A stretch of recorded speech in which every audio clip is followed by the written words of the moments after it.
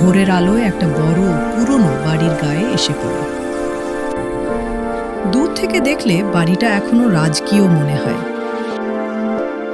পুরনো গেট আর দেয়াল বলছে এই বাড়ির অনেক দিনের গল্প আছে। ভেতরে ঢুকলেই বোঝা যায় বাড়িটা ফাঁকা আর নীরব। এই বাড়িতেই থাকে আমিনা, একা একজন মা। ভোর হলেই সে উঠান ঝাড় দিতে শুরু করে। ঝাঁটার শব্দে বাড়িটা ধীরে ধীরে জেগে ওঠে।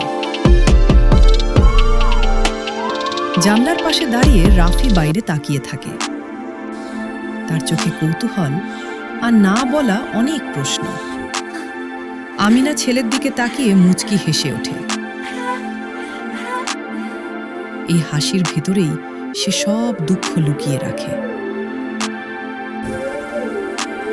রান্নাঘরে ঢুকে আমিনা চুপচাপ দাঁড়ায়। হাঁড়িতে চাল লুপ কম, তবু সে চুলা জ্বালায়। ছোট আগুনে সে দিনের আশাটা জাগিয়ে তোলে। লিনা মেঝেতে বসে চুপচাপ খেলতে থাকে। তার মুখে একটা ছোট নির্ভার হাসি।